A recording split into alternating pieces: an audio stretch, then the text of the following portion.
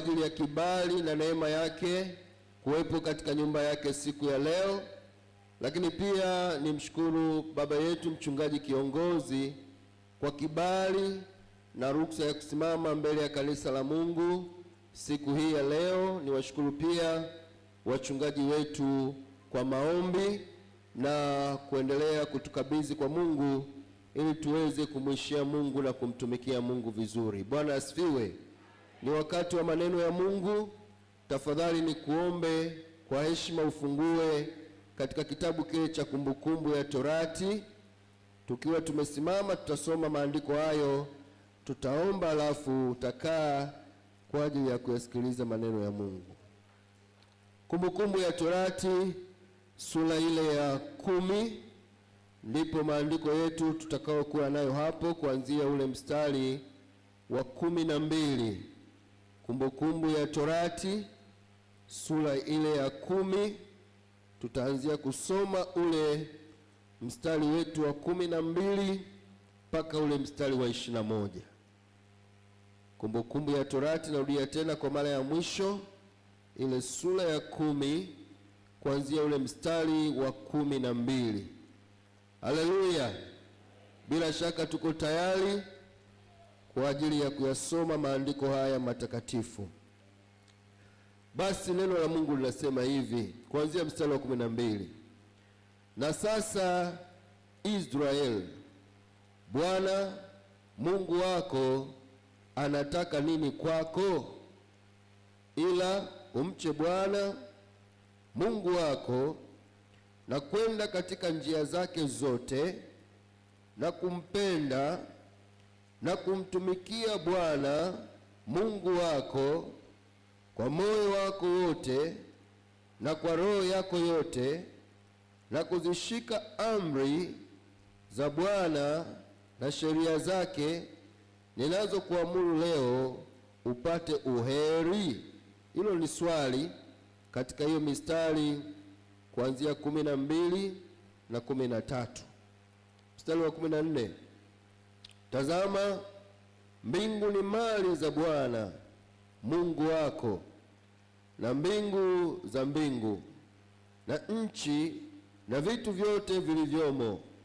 Tena Bwana aliwafurahia baba zako na kuwapenda, akawachagua wazao wao baada yao, naam, na ninyi zaidi ya mataifa yote kama hivi leo. Basi zitairini govi za mioyo yenu, wala msiwe na shingo ngumu, kwa maana Bwana Mungu wenu, yeye ndiye Mungu wa miungu na Bwana wa mabwana, Mungu mkuu, mwenye kuogofya, asiyependelea nyuso za watu, wala hakubali rushwa. Huwafanyia yatima na mjane hukumu ya haki, naye humpenda mgeni, akimpa chakula na mavazi. Basi mpendeni mgeni, kwa sababu ninyi wenyewe mlikuwa wageni katika nchi ya Misri. Mche Bwana Mungu wako, umtumikie yeye, ambatana naye na kuapa kwa jina lake. Yeye ndiye fahari yako, na yeye ndiye Mungu wako, aliyekutendea mambo haya makubwa ya kutisha ulionayo kwa macho yako. Baba Mungu wetu, wewe ambaye ni Mungu wetu, twaja tena mbele zako mchana huu, tayari Bwana kusikia kutoka kwako.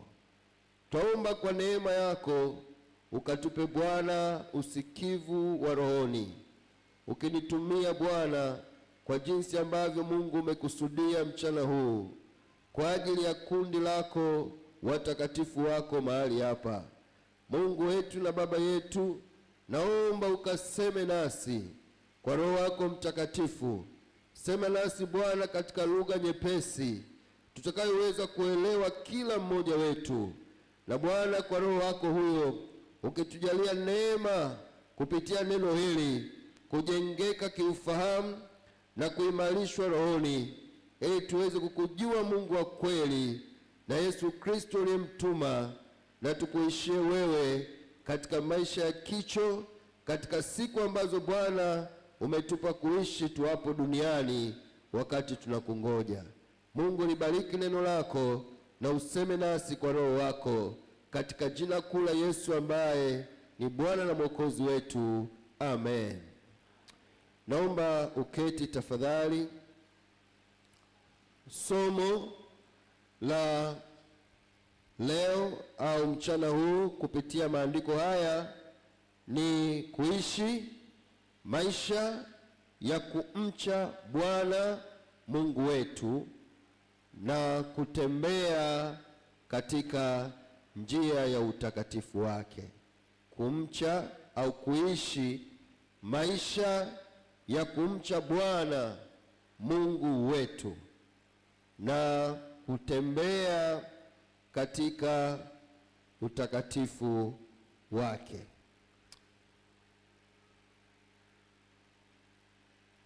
Bila shaka kwa sisi tunaoandika, nitarudia tena na nitajitahidi tu kwenda taratibu ili uweze kupata kitu ambacho unaweza kukiandika.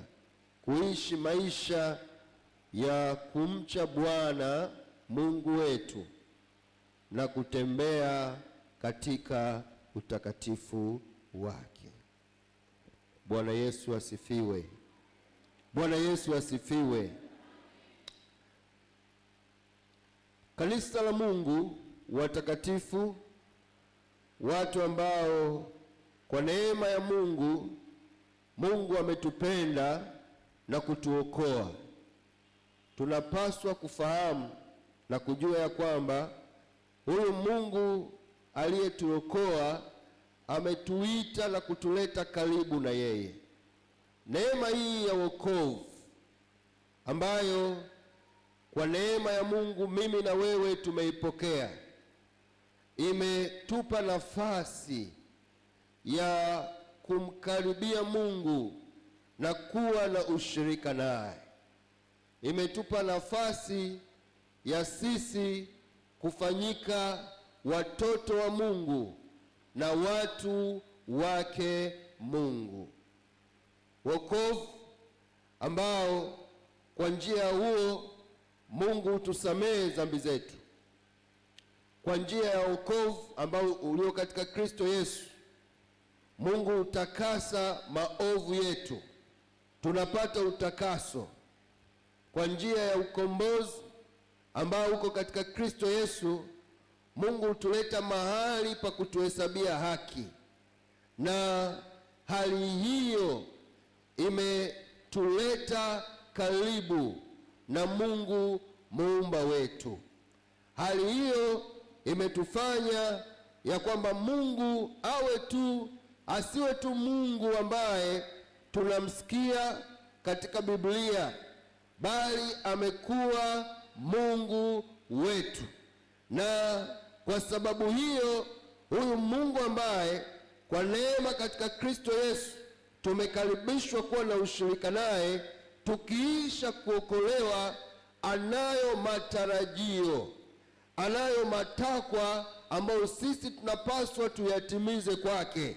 Na matakwa hayo ni kuishi maisha ya kumcha yeye. Maandiko ambayo tumeyasoma katika kitabu hiki cha Kumbukumbu ya Torati, Musa anaongea na wana wa Israeli ambao wametoka safari ya utumwa kule Misri, na hapa wako njiani kuelekea Kanaani. Kama wewe unasoma maandiko na una kumbukumbu nzuri ya Biblia, kuanzia kile kitabu cha Kutoka, tunaona vile ambavyo wana wa Israeli kule Misri, katika hali ya mateso na ile hali ya utumwa waliokuwa nayo, maandiko yakasema wakamlilia Mungu, na huyu Mungu akasikia kilio chao. Biblia inasema Mungu akakumbuka agano alilolifanya na baba zao Ibrahim, Isaka na Yakobo. Akamtokea Musa akamwambia, nimesikia kilio cha watu wangu, nami nimeshuka nipate kuwakomboa.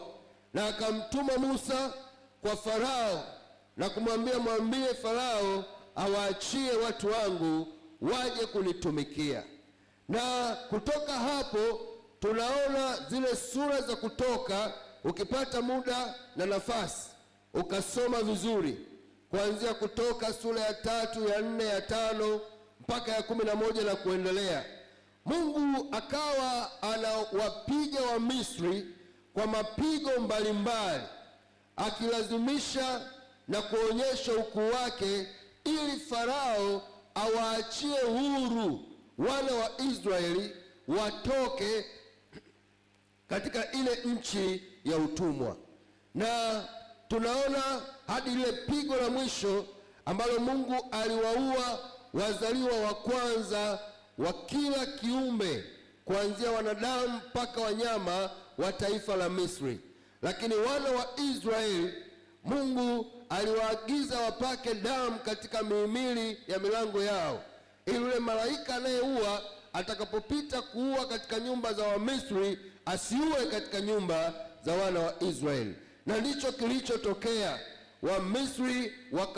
Wamisri watoto wao wa kwanza na kila kitu cha mzaliwa wa kwanza kikauawa, lakini Waisraeli wakapona. Na hatimaye Farao akatoa ruksa, akasema, sasa nimejua ya kwamba Bwana Mungu wao ni Mungu mkuu, na kwa sababu hiyo ninawapa ruhusa waondoke, waende wakamtumikie Mungu wao. Na kweli wana wa Israeli, Biblia inatuambia wakaondoka. Na wakati wote huo, hadi wakati wako safarini, Mungu hakujidhihirisha kwa wazi. Alikuwa anamtuma Musa, anaongea na Musa, na Musa anawaendea wana wa Israeli. Na mchana, maandiko yanatuambia Mungu aliwaongoza kwa wingu kama moto, na usiku akaongoza kwa nguzo ya moto. Lakini wana wa Israeli wakatembea, wakafika katika bahari ya Shamu, wakakwama pale. Mungu akamwambia Musa ipige bahari ya Shamu, ikatengenezwa njia, Israeli wakapita, wakafika ng'ambo, wakamtukuza Bwana. Wakapita njiani, wakawa na uhitaji wa chakula, Bwana akawapa chakula. Lakini nachotaka niseme, nyakati zote hizi ambazo Mungu anaongea na Musa, hakuna mahali kunakoonyesha ya kwamba Mungu aliongea na wana wa Israeli moja kwa moja. Lakini ukisoma ile sura ya 19 ya kitabu kile cha Kutoka, haleluya, tuko pamoja? Amina. Ile sura ya 19 ya kitabu kile cha Kutoka, Mungu anamwambia Musa kwamba wewe na watu wako mmeona vile ambavyo nimewatoa Misri kwa mkono wenye nguvu na kuwaleta katika nchi na kuwapeleka katika nchi ya Kanaani. Na anamwambia Musa, waambie wana wa Israeli, kama hawa watu wataisikiliza sauti yangu kweli kweli, kama hawa watu watanielewa, watafanya maamuzi ya kujua ya kwamba mimi ndiye Mungu wao. Kumbuka hawa wana Israeli wamekaa miaka ya kutosha katika nchi ya Misri, na nchi ya Misri ilikuwa ni nchi ya kipagani, kulikuwa na miungu ya kipagani. Wamelelewa katika mazingira ambayo wanawaona wa Misri wanafanya ibada kwa miungu, wanatoa sadaka kwa miungu ya kipagani. Hapa Mungu anamwambia Musa ya kwamba sasa kama hawa watu wangu Israeli watajua na kutambua ya kwamba mimi ni Mungu wao na wakanisikiliza, ndipo hawa watu watakuwa tunu kwangu na watakuwa taifa langu, na mimi nitaonekana katikati yao. Alafu akamwambia waambie ya kwamba sasa nataka nizungumze nao, wape siku 3 wajitakase, na watakuja katika mlima huu Sinai, na watakapofika hapa mimi nitashuka niongee na wana wa Israeli. Kwa nini Mungu aliamua kujidhihirisha katika hali hiyo? Maandiko yanasema Musa akaenda kuambia wana wa Israeli kwamba Mungu anataka kusema na ninyi, lakini jiandaeni, jitakaseni, na mtakapofika ile siku ya tatu mtakaribia katika ule mlima, lakini jihadharini, kwa kuwa Mungu ameweka angalizo, pamoja na kwamba atashuka, lakini ameweka alama. Mungu alimwagiza Musa aweke mipaka ambayo hakuna mtu ambaye atavuka, na Mungu akamwambia yeyote atakayevuka, hakika mtu huyo atafurushwa au atauawa. Kwa sababu gani? Ya ule utakatifu wa Mungu. Na akamwambia Musa kwamba pamoja nitashuka kwenye hiko kilima, jihadhari asiwepo mtu ambaye atapanda kwenye hiko kilima kuja, kwa sababu mimi Mungu nitamuua mtu huyo. Biblia inasema ile siku ya tatu baada ya Waisraeli kujiandaa, Mungu akashuka katika ule mlima Sinai. Maandiko nasema kulikuwepo na ngurumo, kulikuwepo na matetemeko, na ule mlima ukatoa moshi, na hali hiyo iliwafanya Waisraeli wakaogopa na kutetemeka. Biblia inasema kwa sababu ya hali hiyo ya utisho, Waisraeli wakamwambia Musa, tafadhali tutakufa, wewe ongea na Mungu alafu utakuja kutuambia. Lakini ile sura ya 20 Biblia inasema Mungu aliposhuka pale Sinai, Mungu akatangaza, wale watu wakaisikia sauti kutoka kwa Mungu akiwaambia ya kwamba sasa Israeli, mimi ni Bwana Mungu wenu, msiwe na miungu mingine. Mungu akatangaza, Mungu akajiweka wazi kwamba mlikuwa Misri, mliona vile ambavyo watu wanaabudu miungu, lakini ile sio miungu. Mimi nimewatenga, nimewatoa katika ule utumwa, nimewaleta muwe watu wangu, na mimi sasa najitambulisha kwenu ya kwamba mimi ni Bwana Mungu wenu, msiwe na miungu mingine, na mtafuata sheria zangu, mtafuata maagizo yangu, na mtafuata neno langu. Maandiko yanatuambia, ukisoma pale chini ile sura ya 20, Waisraeli wakawa katika hali ya kuogopa na kutetemeka. Musa akawaambia, tafadhali msiogope, Bwana Mungu amejionyesha hivi ili muwe na hofu ya kutokutenda dhambi. Ndivyo maandiko yanasema hivyo. Na tangu wakati huo ukisoma vizuri Biblia utaona namna ambavyo Mungu alianza kuwapa Waisraeli sheria na maagizo, kuanzia mstari wa sura 21, sura 22, sura 23 hadi ile sura 24. Mungu anawapa maagizo, Mungu anawapa sheria, ili watu hawa sasa katika huu ushirika mpya, katika haya maagano mapya, wajue ya kwamba yuko Mungu ambaye wanapaswa kuishi kwa kupitia njia zake, wala si matakwa yao tena. Kwamba Mungu amewatoa Misri, amewatoa kwenye utumwa, anawapeleka Kanaani. Huku Kanaani Mungu anataka waishi sawasawa na maagizo yake, waishi sawasawa na amri zake na si vinginevyo. Biblia inasema baada ya kusema hivyo, wale wana wa Israeli wakasema, wakamwambia Musa, sisi tumesikia na tutafanya hivyo. Haleluya, haleluya. Mungu akajitambulisha kwa taifa la Israeli. Na kwa nini Mungu alijitambulisha? Mungu alitaka hawa watu sasa watoke kwenye ile hali waliokuwa nayo kule Misri. Hawakumjua Mungu. Bila shaka walikuwa wanasikia tu ya kwamba tunaye Mungu kwa sababu bado walisimuliana, lakini walikuwa hawamfahamu Mungu na tabia zake.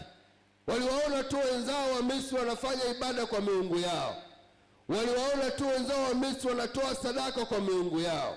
Na sasa Mungu anawaambia kwamba ninyi sasa nimewatenga ili muwe watu wangu, mniabudu mimi, mniheshimu mimi, na ya kwamba asiwepo Mungu mwingine zaidi yangu mtakaye mwabudu.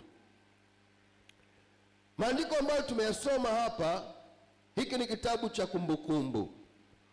Hawa watu waliasi yale maagizo ambayo Mungu aliwapa, pamoja na ile hali ya hofu ambayo Mungu alikuja nayo, lakini bado hawakukaa katika hali hiyo. Na hii ni hali ya pili ambayo Mungu anataka airudishe. Anataka awarudishe hawa wana wa Israeli katika ile hali ambayo baba zao kule mlima Sinai Mungu alijidhihirisha. Na Musa hapa anawaambia Israeli, Bwana Mungu wako anataka nini kwako? Ukianzia mstari wa kwanza, Musa anawakumbusha vile ambavyo Mungu ilibidi aingie tena katika utaratibu wa kuandika amri na sheria, ili hao watu waelewe kwamba sasa ninyi ni wa Mungu. Baada ya kuokolewa kutoka Misri, hampaswi kuishi mnavyojisikia tena. Baada ya kuokolewa kutoka Misri, Mungu anataka muishi sawasawa na maagizo yake. Na huko mnakokwenda Kanaani, Mungu amewapeleka ili muwe watu wake, mkalisimamishe jina lake na kumcha yeye. Na anawaambia ya kwamba katika mambo yote ambayo Mungu amewatendea, katika udhihirisho wote ambao Mungu amewafanyia, miujiza yote ambayo Mungu ameifanya, ni Mungu anataka nini? Mungu anataka mumche yeye, Bwana Mungu wenu. Bwana asifiwe. Bwana Yesu asifiwe. Haleluya, haleluya. Musa anawakumbusha kusudi la wao kutolewa Misri, sio tu kupelekwa Kanaani kupumzika. Mungu anamtumia Musa kuambia kwamba ninyi, Mungu alikuwa anataka ajipatie watu ambao watamjua huyu Mungu wa kweli, watamwelewa ukuu wake na nguvu zake, na watu hao watamuishia Mungu. Wakati mataifa ya nyakati zile hawana Mungu, wana miungu na kufanya ibada, Mungu akalitenga taifa la Israeli na kuwafanya kuwa watu wake, na akajitambulisha kwao, ili watu hawa watembee katika ufahamu wa kumjua Mungu na kumwogopa Mungu na kufanya yaliyo maagizo yake. Wakajitenga na ule ulimwengu wa wakati ule, wakaishi tofauti na watu wa kizazi chao, kwa sababu Mungu sasa amewapa maagizo na amejifunua kwao. Bwana Yesu asifiwe. Haleluya, haleluya. Musa anawaambia Mungu ana matazamio, Mungu ana mategemeo kutoka kwenu. Baada ya kujidhihirisha kwa matendo ya miujiza, baada ya kuwatoa Misri na kuwatunza njiani, baada ya Mungu kufanya mambo mengi mema kwenu, huyu Mungu anataka ninyi matokeo ya kile alichokifanya kwenu, basi mumheshimu yeye, mumche yeye, na si tu kumcha yeye na kuenenda katika njia zake. Bwana Yesu asifiwe. Na yapenda ya maandiko ya kwanza kwa sababu yameweka mkazo wa mambo mengi ya msingi katika somo hili. Anasema, narudia ule mstari wa 12, na sasa Israeli, Bwana Mungu wako anataka nini kwako? Hili ni swali ambalo mimi na wewe hata mchana huu tuweza kujiuliza. Lakini Musa baada ya kuwasimulia na kuambia vile ambavyo Mungu ameleta maagizo na sheria, anawaambia Mungu anataka, kuna kitu anakitaka kwako, na kitu hiko moja, umche Bwana Mungu wako. Bwana Yesu asifiwe. Hebu mwambie mwenzako, kumcha Bwana Mungu wangu. Mungu anataka nini? Hili ilikuwa ni swali zito, swali la kuwakumbusha, kuwaleta kwenye makusudi yao ya kuokolewa kwao, kwamba ni kweli mnaenda Kanaani, na Mungu amewatendea mambo mengi, lakini Mungu alijifunua kwa baba zenu Sinai, akaonyesha ukuu na uweza wake, akawapa amri na maagizo. Musa anawaambia, mnafikiri Mungu anataka nini? Na anatoa majibu moja, Mungu anataka mumche Bwana Mungu wenu. Bwana Yesu asifiwe. Alafu sio tu kumcha na kwenda katika njia zake zote, kwenda au kutembea katika njia za Bwana.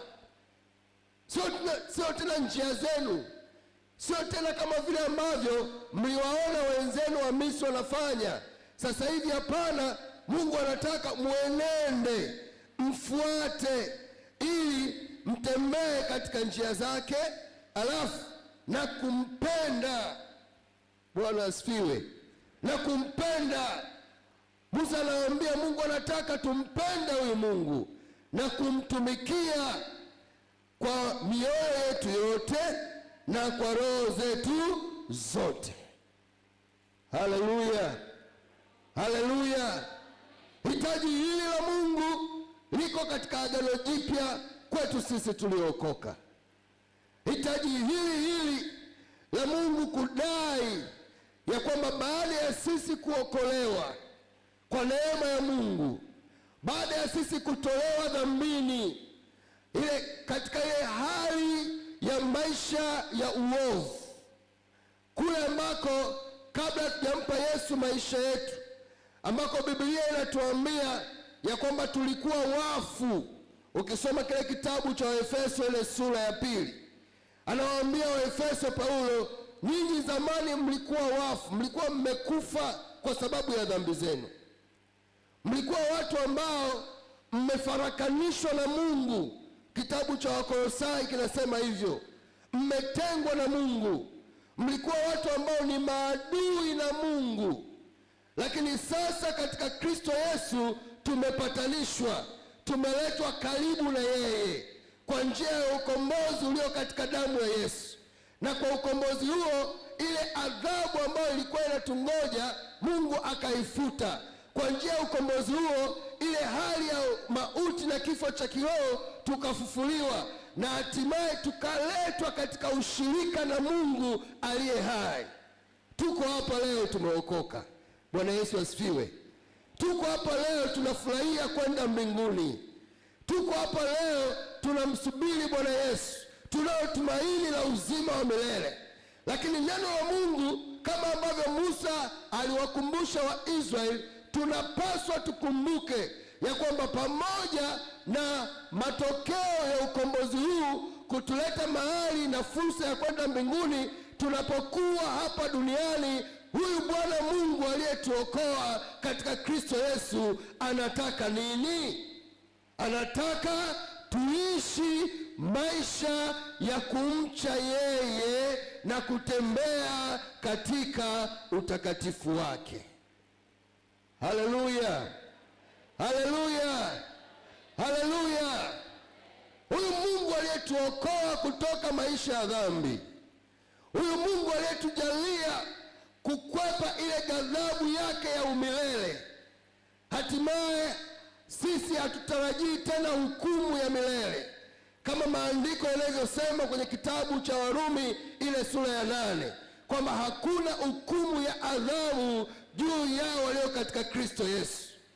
Kwa maana katika Kristo Yesu, Bwana Yesu ameichukua adhabu ya amani yetu, na sasa tuko huru mbali na dhambi. Na Paulo anawaambia Waefeso ya kwamba ninyi zamani mlikuwa ni watu hovyo kabisa kabla ya kuokoka. Ukisoma Waefeso kuanzia sasa ile sura ya 2 mstari wa 11, anawaambia kumbukeni ya kwamba kabla mjaipata neema mlikuwa mbali na Mungu. Mlikuwa watu ambao hamna Mungu duniani, watu ambao mmetengwa na ahadi za Mungu. Lakini sasa katika Kristo Yesu, ninyi mliokuwa mbali na Mungu tumeletwa karibu na Mungu. Ninyi ambao mlikuwa mbali na Mungu tumefanyika kuwa watoto wa Mungu. Na katika hali hiyo ya ukaribu na Mungu, Mungu anataka nini? Mungu anataka tumche yeye na kutembea katika njia zake. Bwana asifiwe. Haleluya, haleluya, kanisa la Mungu. Kwa hiyo ni vizuri sana na ni jambo la muhimu kila Mkristo, kama watu ambao tumeokolewa, tufahamu ya kwamba Mungu ametuokoa kwa kusudi namba moja, tumjue Mungu huyu wa kweli na kumcha yeye. Lazima tufahamu hilo. Bwana Yesu asifiwe. Bwana Yesu asifiwe. Sasa nini maana ya kumcha Mungu? Maana ya kwanza, kumcha Mungu maana yake ni kumjua Mungu, na tukiisha mjua Mungu, kutambua uwepo wake. Hapa nitaongea au nitataja kidogo kidogo, upate nafasi ya kuandika. Kama unaandika, natamani uandike. Nini maana ya kumcha Mungu? Moja, kumjua Mungu.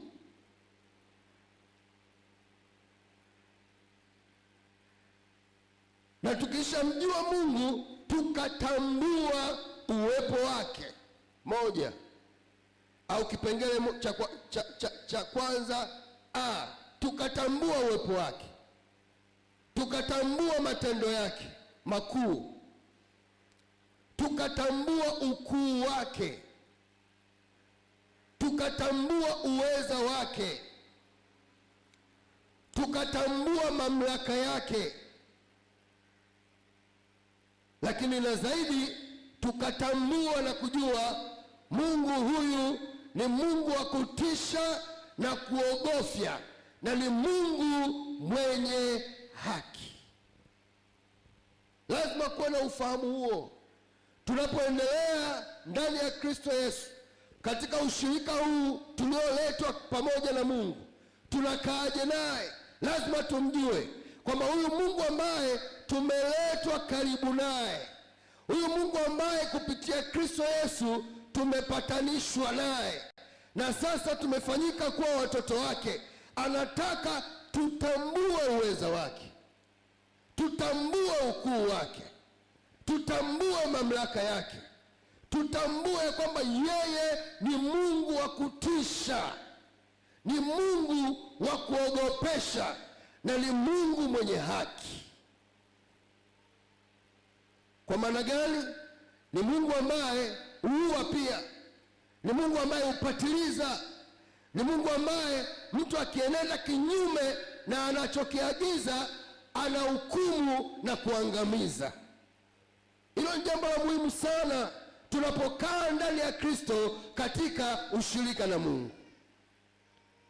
Na ukweli, fahamu ya kwamba hasa neema ya wokovu imetuondolea ile hasira ya Mungu juu yetu, kwa sababu Mungu alikuwa na ghadhabu.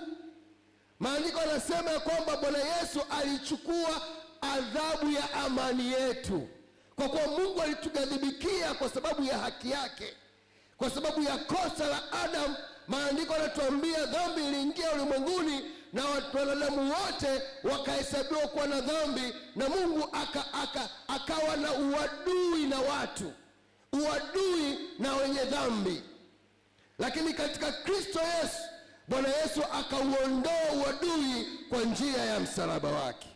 Sasa sisi si maadui tena wa Mungu, bali tumepatanishwa na tumefanyika kuwa watoto wa Mungu. Lakini Mungu huyu tuliopatanishwa naye lazima tumjue ni Mungu mwenye haki, hajapunguza.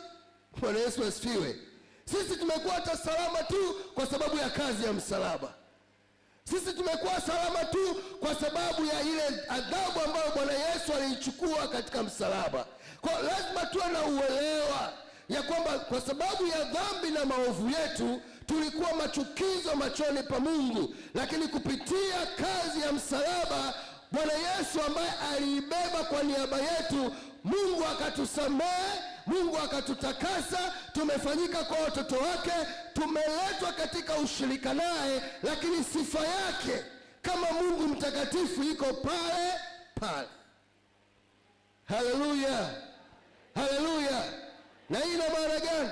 Sasa tunapokaa pamoja naye ndani ya Kristo Yesu, lazima tumuogope huyu Mungu, lazima tuishi naye katika ufahamu huo wa kujua kwamba yeye ni Mungu mkuu.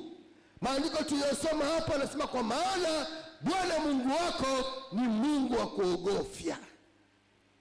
Haleluya, haleluya, haleluya. Kanisa la Mungu, lazima tuwe na ufahamu huo, lazima tuwe na uelewa huo kwamba huyu Mungu sasa tuliyeingia katika ushirika naye ni nani?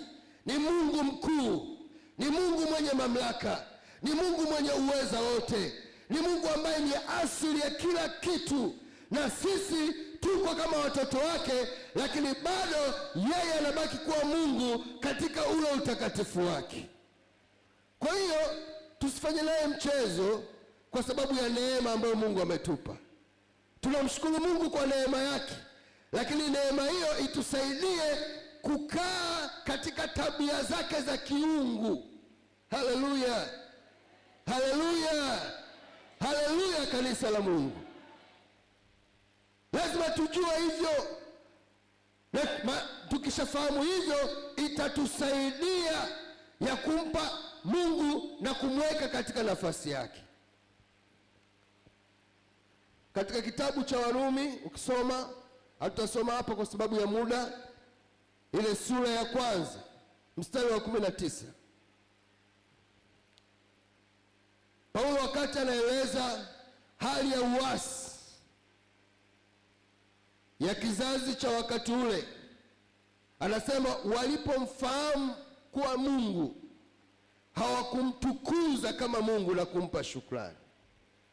Kwa hiyo swala, ulisikiliza vizuri, nimesema kumcha Mungu, jambo la kwanza ni kumjua Mungu. Kumjua Mungu. Mungu ni nani? Sio tu swala la kumtajataja.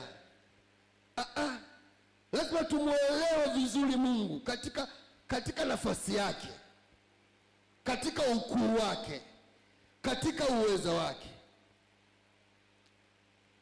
Sasa hiyo inatuleta katika maana ya pili ya kumcha Mungu, kwamba tukishamjua kwamba huyu Mungu ambaye tumeletwa kuwa na ushirika naye, tukishajua ya kwamba huyu Mungu ambaye tumeletwa awe Baba kwa njia ya Kristo Yesu, lakini ni Mungu mwenye mamlaka yote, ni Mungu mwenye uweza wote, ni Mungu anayepatiliza, ni Mungu ambaye analipiza kisasi kwa sababu ya haki yake. Hali hiyo itulete kwenye jambo la pili la maana ya kumcha Mungu, kumheshimu Mungu. Kwa kumcha Mungu kwa maana ya pili ni kuishi maisha ya kumpa Mungu heshima yake kwa sababu ya tabia zake.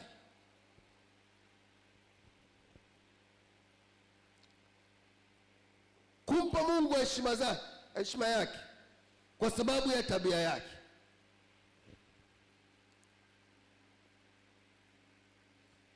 Kumpa Mungu heshima yake kwa sababu ya vile alivyo Mungu mwenye enzi.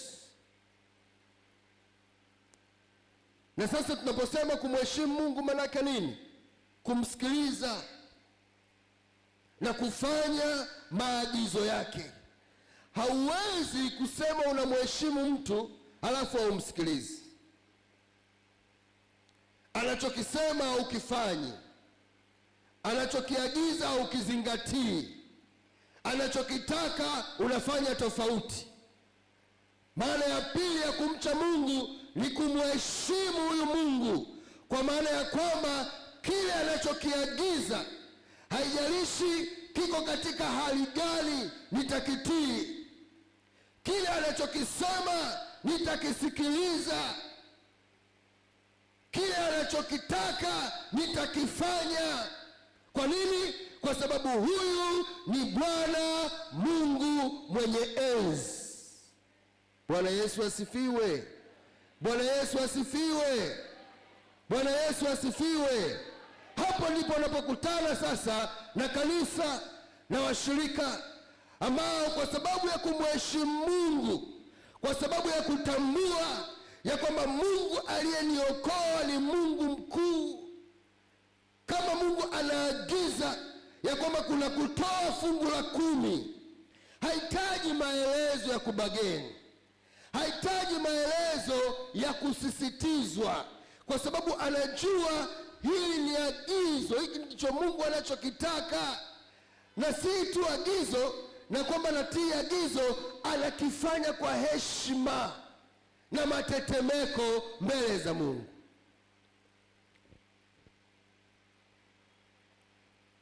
Ndio hapo utakuta unajiandaa kuja kumtolea Bwana, unawaza sio swala tu kwamba nimechomoa hela kwenye pochi nimetumbukiza pale kwa sababu watanionaje. Hapana, kwa sababu hapa kuna Mungu aliye hai, na sasa kesho kuna ibada, nami naenda kwa Mungu wangu kumwabudu, Mungu ambaye ninamheshimu kwa ukuu wake.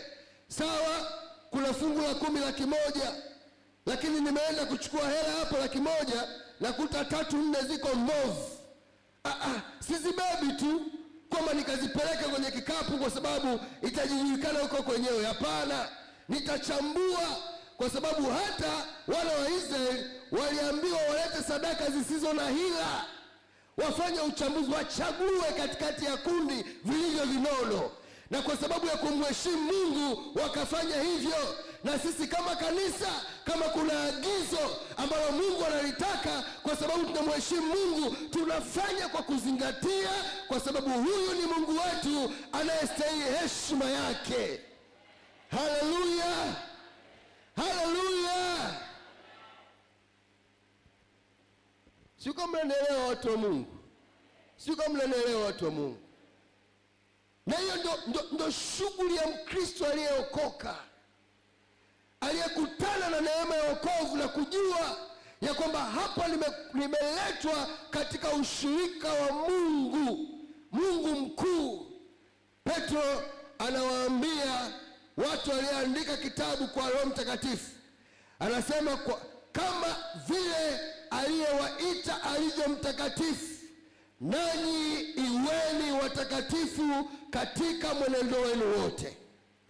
Na kama mnamwita Mungu Baba, yeye ambaye hana hukumu pasipo upendeleo, anasema enendeni kwa hofu. Bwana Yesu asifiwe. Bwana Yesu asifiwe.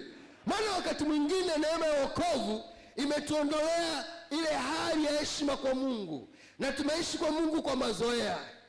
Mungu ameagiza tusengenye. Unakutana mtu ameokoka na anaimba au anahubiri kama hivi, lakini anasengenye na haoni shida. Na mwingine hata akiitwa na wachungaji, bwana wewe umefanya hivi, anakataa ile heshima. Mungu anauliza kwenye kitabu cha Malaki 1:6, anasema kama mimi ni baba yenu, heshima yangu iko wapi? Na kama mimi ni bwana wenu, kichwa changu kiko wapi? Maana anasema mwana umheshimu baba yake, na mtumwa anampa kichwa bwana wake. Lakini mimi kama ni baba yenu, Mungu anauliza heshima yangu iko wapi? Naliita kanisa la Mungu mahali hapa na mahali popote duniani, kama watu tuliookoka, Mungu aliyetutoa katika maisha ya dhambi ametuleta kwake. Huyu Mungu ni Mungu mtakatifu, huyu Mungu ni Mungu mkuu, anastahili heshima inayomstahili.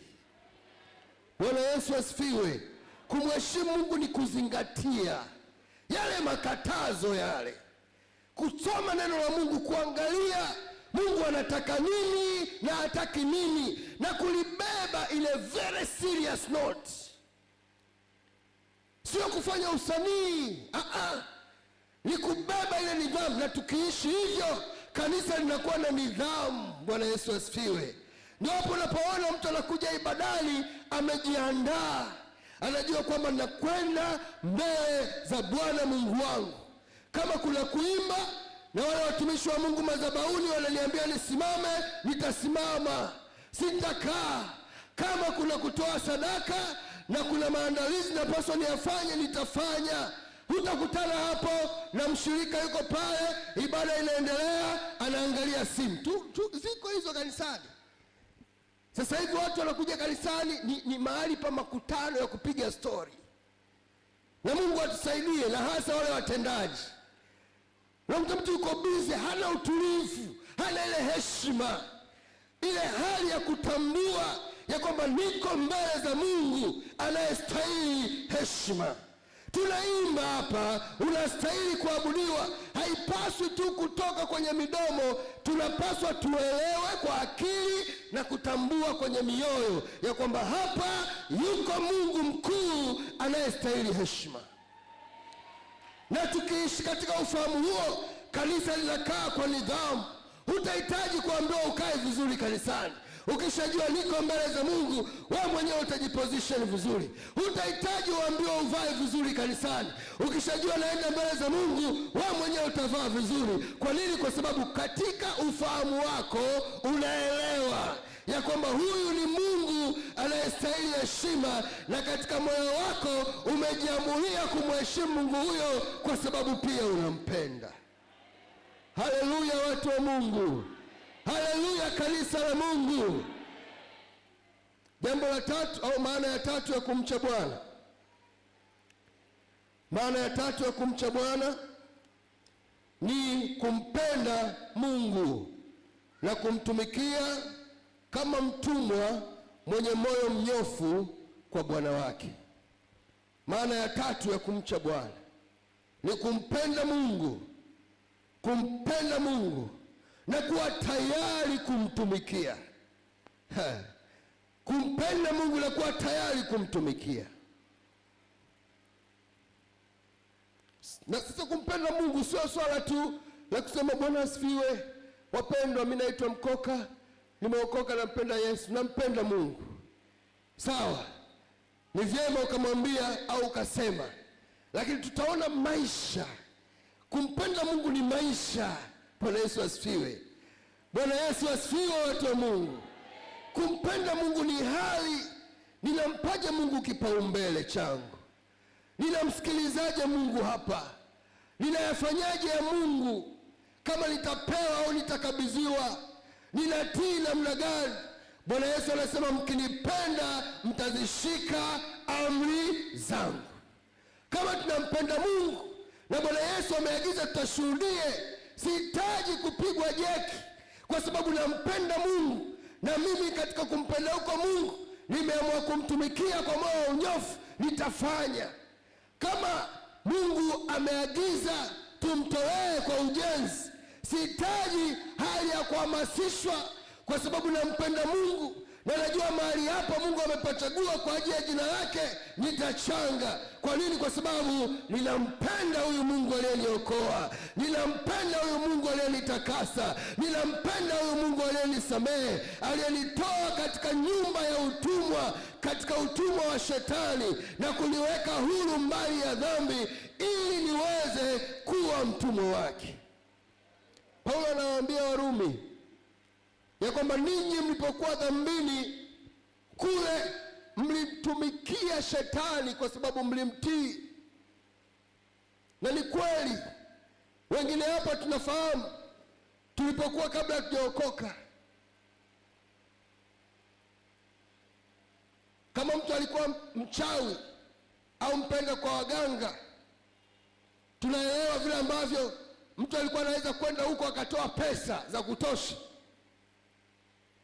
Kama mtu alikuwa mlevi, kuna watu wanalala baa mpaka asubuhi,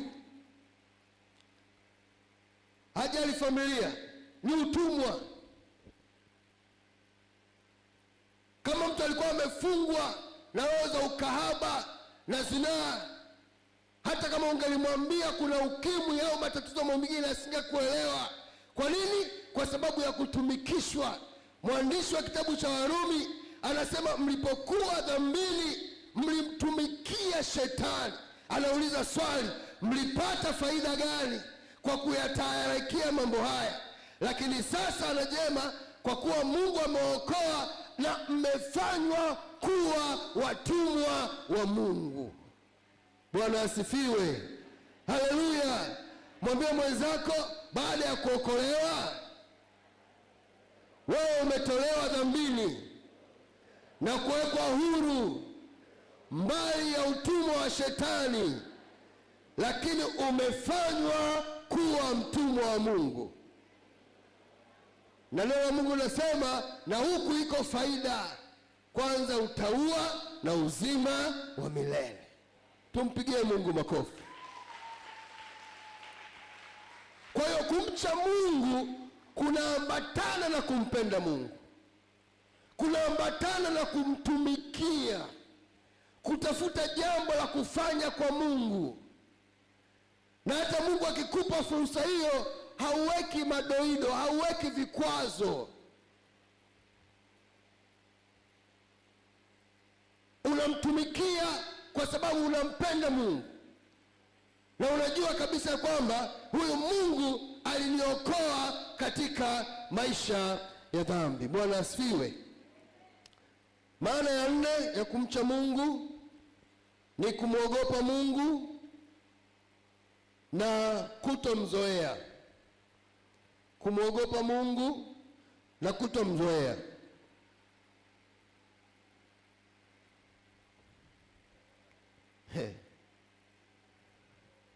Bwana Yesu asifiwe.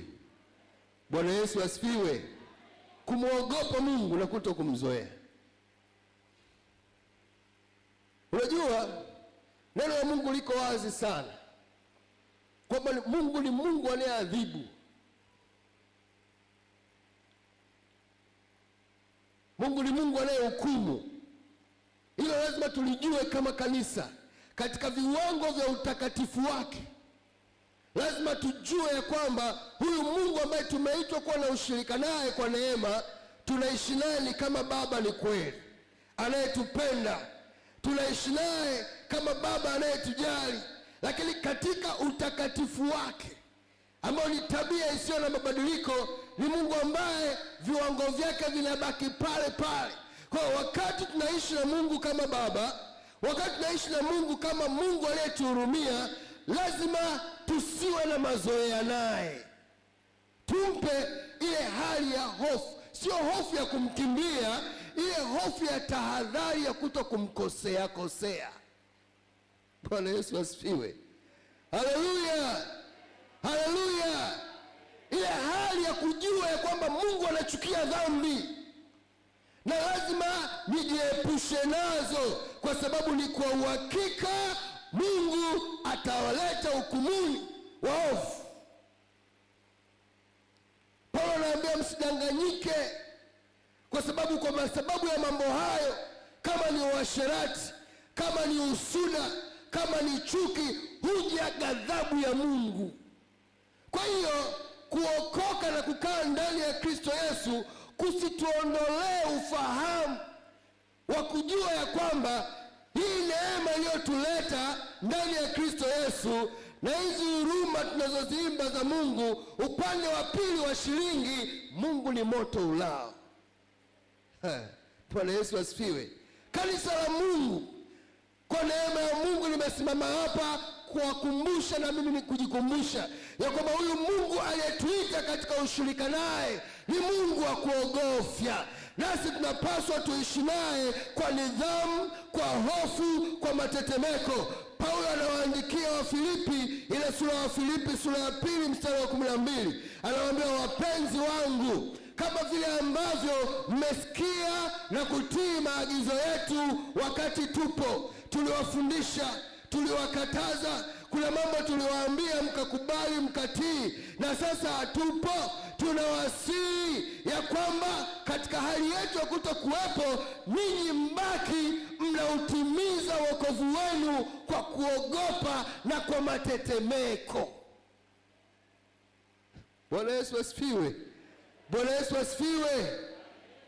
Dhihirisheni ya kwamba Mungu ameokoa kwa kutambua ya kwamba huyu Mungu aliyetuokoa ametuokoa mbali na dhambi. Kwa hiyo tusiizoee dhambi, kwa sababu dhambi ni chukizo kwake. Paulo anawaambia basi, wakati mnaishi, wakati sisi hatupo, uko pale ofisini Mkristo, uko pale kwenye biashara zako, uko pale nyumbani na mke wako na mme wako, uko utimize wokovu kwa kuogopa na kutetemeka. Si kwa mazoea kwamba unaimba hapa, unatukana pale, unatoa unahubiri pale, unahusuda na mtu yule, au unazini pale, unakuja hapa unabubujika. Hapana, kwamba timizeni, mwonyesheni Mungu ya kwamba mmejua ya kwamba aliyookoa ni mtakatifu. Mwonyesheni Mungu ya kwamba mmejua aliyookoa amewatenga na ghadhabu ya milele, kwa kuwa na nidhamu ya hofu. Tafsiri ya Kiingereza nasema kwa kuwa na ile tahadhari, yani kuwa na tahadhari, sio tu kutenda dhambi, kuwa mwangalifu, kujitenga na uovu wa kila aina. Bwana asifiwe. Haleluya, watu wa Mungu. Hiyo ni sababu au maana ya 4 ya kumcha Mungu, kuishi maisha ya kuwa mwangalifu. Mungu anakataza mambo gani? Mambo gani ambayo nikiyafanya atachafua nafsi yangu? Kama itanigharimu haya mambo kujitenga nayo, fanya hivyo. Unapofanya hivyo, maana yake wewe unamcha Bwana Mungu wako. Bwana Yesu asifiwe. Kuishi maisha ya kutokucompromise, kutokuchanganya, kutokushusha viwango vya Mungu na kuharibu ile hali yako ya unyofu ya kumfuata Mungu kwa kumpenda. Paulo anawaambia Wakorinto, ile sura ya Wakorinto wa 2:11, anawaambia ninachelea nyinyi Wakorinto, nilipokuja kuwahubiri mlimpokea Yesu kwa unyenyekevu. Nilipokuja kuwahubiri mlimsikiliza Yesu, mkaachana na dhambi, mkawa kama binti aliyeposwa anayesubiria kuolewa. Lakini kama vile shetani alivyomdanganya Hawa, amewadanganya na nyinyi na kuharibu fikra zenu, mkauacha usafi na unyofu kwa Bwana. Mungu atupe neema kama kanisa la Mungu, tubaki katika hali ya kumpenda Mungu na kumwogopa Mungu katika hali ya unyofu. Kama zamani ulikuwa hata nyimbo za dunia usikilizi, usicompromise. Kama zamani ulikuwa huwezi kuweka vikao na watu wasiompenda Mungu ukapiga stori, usipunguze. Jitenge na kila uovu, na kwa kufanya hivyo utakuwa unamcha Bwana.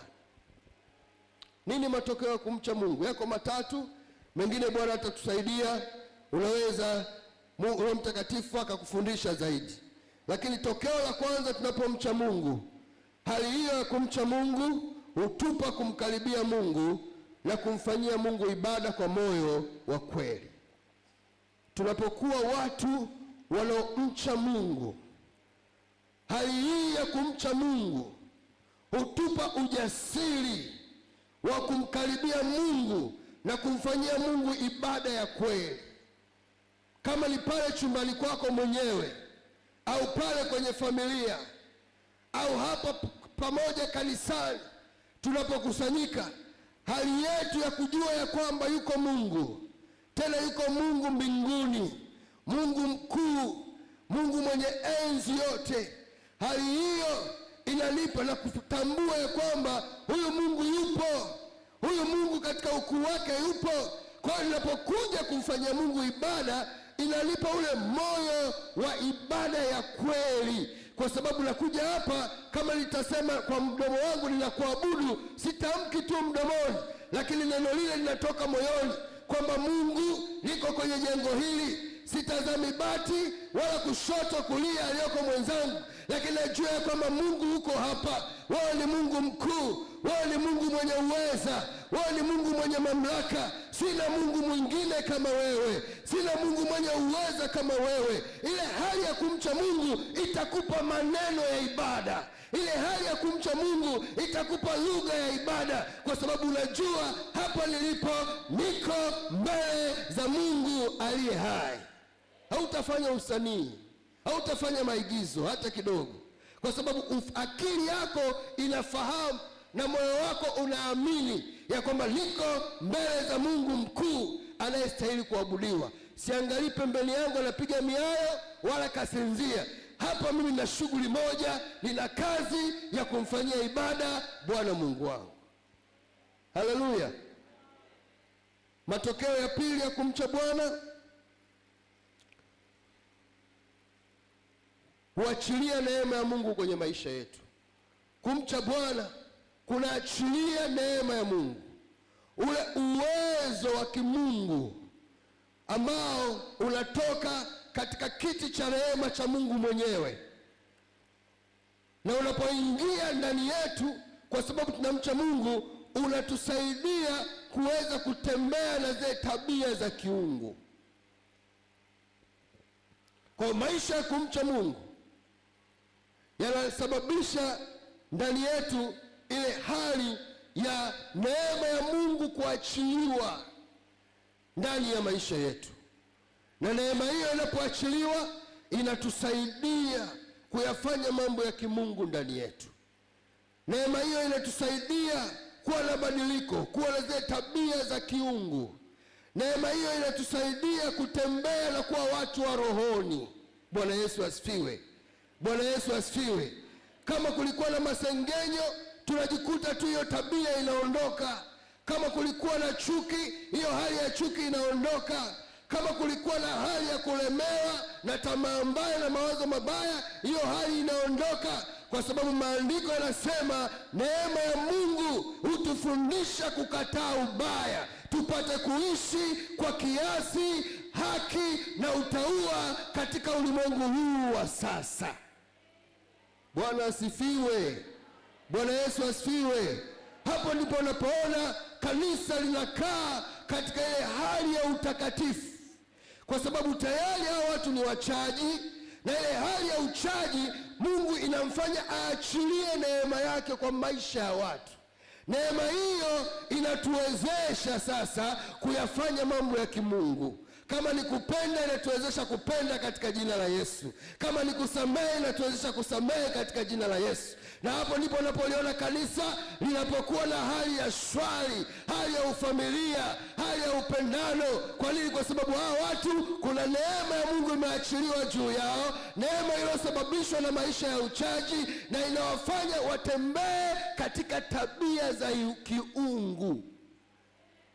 Sio double standard, kwamba kuna maisha ya kanisani ya utaratibu na ya nyumbani ukimkuta ni moto. Ile neema iliyoachiliwa kwa sababu ya maisha ya uchaji, neema hiyo inaleta badiliko. Hata kama nilikuwa mkali wa maneno, ninafundishwa kuwa na upole. Hata kama nilikuwa ni mtu wa hasira, ninafundishwa kuwa na utaratibu. Hata kama nilikuwa ni mtu wa kutokusamehe, ninafundishwa kusamehe. Na hatimaye kanisa la Mungu linakaa katika mstari na linaleta ile sura ya takatifu ya Mungu, na ulimwengu unalitambua ya kwamba hawa watu wameitwa na Mungu na wana Mungu anayemwabudu wa kweli, kwa sababu tabia zao na mienendo yao, ile sheria ya Mungu ndani yao waliomcha nayo Mungu imebadilisha maisha yao. Na hatimaye kanisa linapata mvumo, linapata kibali, linakuwa somo kwa ulimwengu ya kwamba wako watu wanaoishi tofauti na watu wa ulimwengu huu. Na Mungu atufikishe mahali hapo katika jina la Yesu. Haleluya, haleluya. Mungu atupe neema ya kufika kwenye kiwango hiko cha kudhihirisha zile tabia za kiungu katikati ya ulimwengu mwovu, na tutembee kama wale wenzetu wa kwanza, ambako Biblia katika kitabu cha Waebrania inawashuhudia ya kwamba katika ile sura ya 11 kwamba wale watu mashujaa wa imani walitembea na Mungu, wakawa na tabia na Mungu katika kiwango ambacho ulimwengu haukuweza kushikamana nao. Bwana Yesu asifiwe. Bwana Yesu asifiwe. Bwana Yesu asifiwe. Neema itatutofautisha kati ya kanisa la Mungu la kweli na watu wa dunia.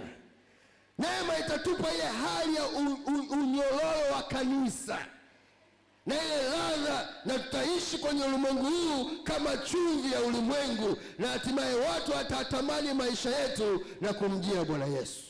Na mwisho kabisa, ile hali ya kumcha Mungu huachilia kibali cha Mungu na kumfanya Mungu atukaribie. Hali ya kumcha Mungu huachilia kibali cha Mungu na kumfanya Mungu atukaribie. Mungu atembee na sisi, Mungu aonekane katikati yetu. Na Mungu akikaa katikati yetu kama anavyoahidi kwenye kitabu cha Wakorintho ile sura ya 2. Ukisoma ule Wakorintho wa 2 sura ya 6 ule mstari wa 17 na 18, anasema tokeni kati yao mkajitenge nao, nami nitakuwa Mungu wenu, nitatembea katikati yenu.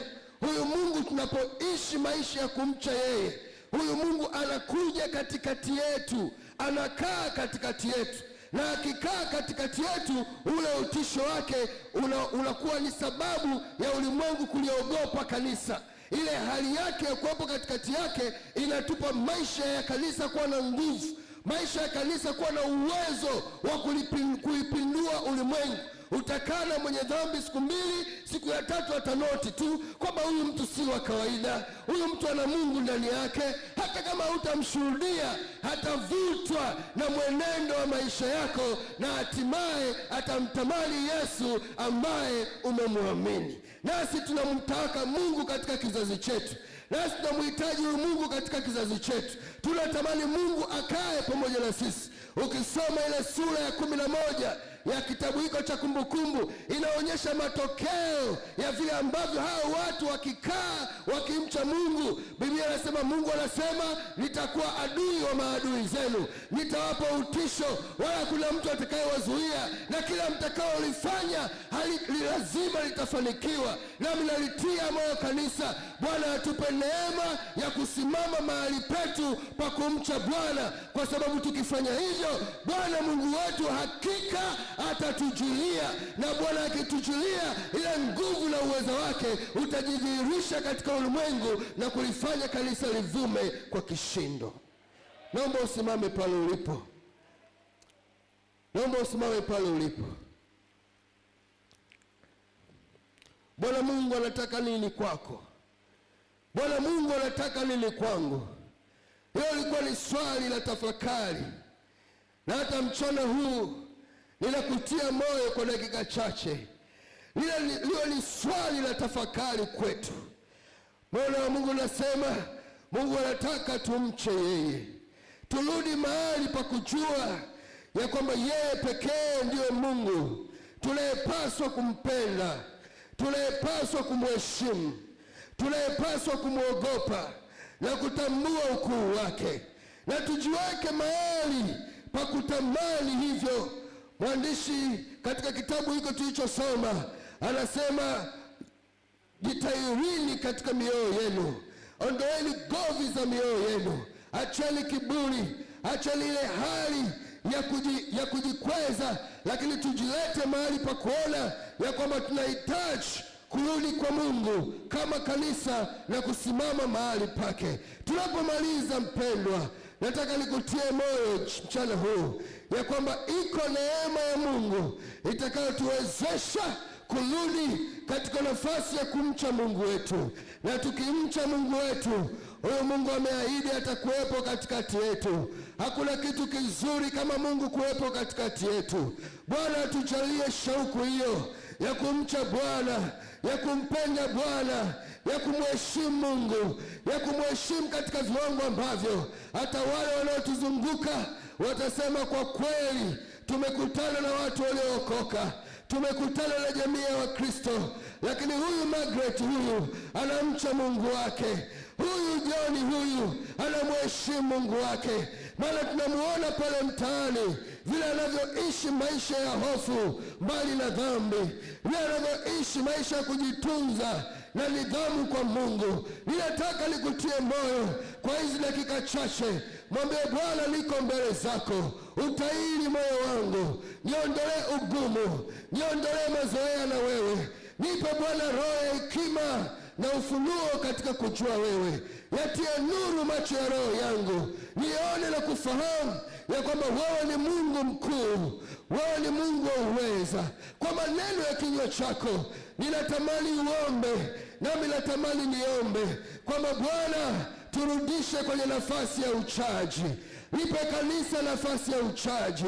Lipe kanisa nafasi ya kutembea na Mungu kwa hofu. Lipe kanisa ile hali ya kutokumzoea Mungu, bali kuutunza utakatifu wake, kama ni kwenye mwenendo, kama ni kwenye maneno, kama ni kwenye matendo. Tuwe na uoga ya kwamba yuko Mungu mwenye makatazo, yuko Mungu mwenye sheria, yuko Mungu mwenye maagizo, na kwa neema yake ile sheria aliyoweka ndani yetu kwa Roho wake Mtakatifu ikaumbike kwa upya, na kila Mkristo atembee akiwa na hofu ya Mungu ya kweli, si maigizo, si kufanya mzaha, bali kuishi na wewe Mungu katika kicho.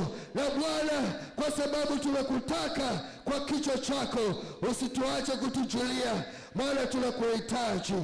Tunakuhitaji Bwana, tunahitaji neema yako, na tunahitaji msaada wako, ili tuishi na kutembea katika makusudi yako. Katika jina la Yesu tuomba neema yako Bwana.